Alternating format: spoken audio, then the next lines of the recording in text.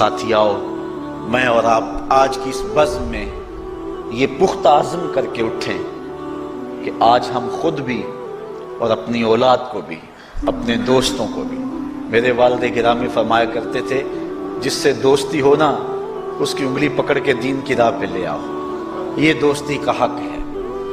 اس کے لیے آپ بہت کچھ کرتے ہیں لیکن اگر اس کو دین نہیں دیا تو کچھ بھی نہیں دیا۔ کوشش کرو میرا دوست ہو اور جہنم میں جائے۔ والدین بچے کے مستقبل کے لیے کتنی کوشش کرتے ہیں، لاکھوں روپیہ لگاتے ہیں مستقبل ٹھیک ہو تو، کرتے ہیں کہ نہیں کرتے؟ یونیورسٹیوں کے اندر، کالجوں کے اندر کتنی بھاری فیسیں بھرتے ہیں، کیوں اتنا کچھ کیوں کر رہے ہو؟ میں نے دیکھا بوڑھا باپ اپنی کمر پہ بوریاں لاد کے مزدوری کرتا ہے، مائیں اپنا زیور بیچ رہی ہیں کہ اولاد پڑ جائے۔ میاں اتنا کچھ کیوں کر رہے ہو؟ جی مستقبل ٹھیک ہو جائے۔ یہ مستقبل کتنا ہے؟ 20-25 سال کا، اور جو اصل مستقبل ہے اس کی فکر ہی نہیں کسی کو۔ اصل مستقبل تو وہ ہے، اللہ اکبر، بیرون ملک جائے بیٹا تو ماں کہتی ہے بس دعا کرو کہ میرا بیٹا خیریت سے پہنچ جائے۔ بیٹی کی شادی کرتی ہے تو ماں کہتی ہے دعا کرو کہ اپنے گھر میں اس کو چین مل جائے۔ کسی کا انٹرویو ہوتا ہے، لوگ کہتے ہیں جناب دعا کرو کہ اس انٹرویو میں وہ کامیابی سے گزر جائے۔ میں کہتا ہوں جب قبر میں اترتا ہے پھر کسی نے آ کر کبھی نہیں کہا کہ دعا کرو مشکل گھڑی آ گئی ہے خیریت سے گزر جائے۔ اصل امتحان تو یہ ہے، اگر اس امتحان سے گزر گیا تو کامیابی اور بامرادی۔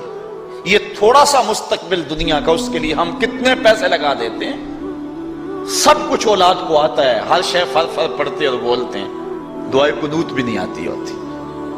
تو ہم اپنی اولاد کے لیے دین کا تحفہ اس کو کبھی نہ چھوڑیں۔ اللہ اکبر، کوشش کریں، محنت کریں۔ حضور نبی رحمت صلی اللہ علیہ وآلہ وسلم نے ان بد عمل واعظین کی بات بھی کی ہے کہ جو لوگوں کو نیکی کا حکم دیتے ہیں خود اس پہ عمل نہیں کرتے۔ آج ہمارے کچھ واعظین لوگوں کو تو واعظ و تلقین اور نصیحت کرتے ہیں اور خود نماز میں سخت سستی کا ارتکاب کرتے ہیں، اور جس سے قوم کے اندر نماز میں سستی عملاً پیدا ہو جاتی ہے۔ کوئی عرس کی تقریب ہو، کوئی محفل نعت ہو، کوئی جلسہ ہو، کوئی شادی کی تقریب ہو، نماز کے وقت کا پورا پورا خیال رکھا کریں اور اس بات کا لحاظ رکھا کریں۔ بلکہ ہمارے ہاں ایک عجیب سا فیشن ہے اور عجیب سی بات ہے، میں بڑا حیران ہوا کرتا ہوں کہ عشاء کے بعد جب جلسے ہوتے ہیں نا ہمارے مساجد کے اندر، تو مغرب سے اعلان شروع ہو جاتا ہے آج رات فلاں صاحب خطاب فرمائیں گے، اور پھر جب نماز عشاء ہوتی ہے تو ہمارا نقیب محفل کھولتا ہے لاؤڈ سپیکر اور وہ اعلان کرتا ہے حضرات جماعت ہو چکی ہے، اب مسجد میں آ جائیں۔ یعنی یہ نماز کو ہلکا کرنے والی بات ہے۔ انہوں کو کہا جا رہا ہے کہ بلکہ بعض تو کہہ دیتے ہیں جس کا تمہیں ڈر تھا وہ گزر گئی ہے، اب آ جاؤ۔ کیا لینا ہے جلسے میں آ کر اگر نماز ہی نہیں پڑھنی ہے تو؟ ممبر و محراب کے جو ذمہ دار ہیں ان سے جو ہے وہ عجیب و غریب قسم کی جو ہے وہ حرکات سکنات سرزد ہو رہی ہیں۔ یہ جو جہل نقیبوں کا ایک غول آ گیا نا، یہ بھی ایک بہت بڑی مصیبت ہے۔ ایک تو بے تحاشا القاب، دوسرا دین کی روح سے ناشنائی۔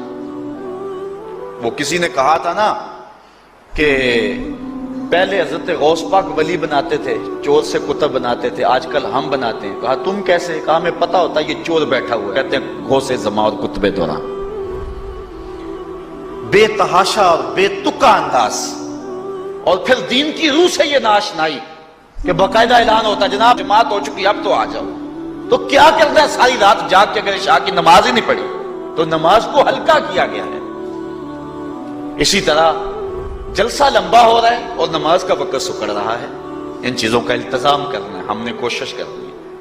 اور یہ بھی ایک مصیبت ہے کہ دربار بڑا اونچا ہے اور مسجد کے اندر جانوروں کی بینٹیں پڑی ہوئی ہیں۔ حیثیت تو مسجد کی ہے، دربار کی تو ثانوی حیثیت ہے۔ دربار پہ 3 کروڑ روپیہ لگا ہوا ہے اور مسجد میں چٹائیاں بھی موجود نہیں۔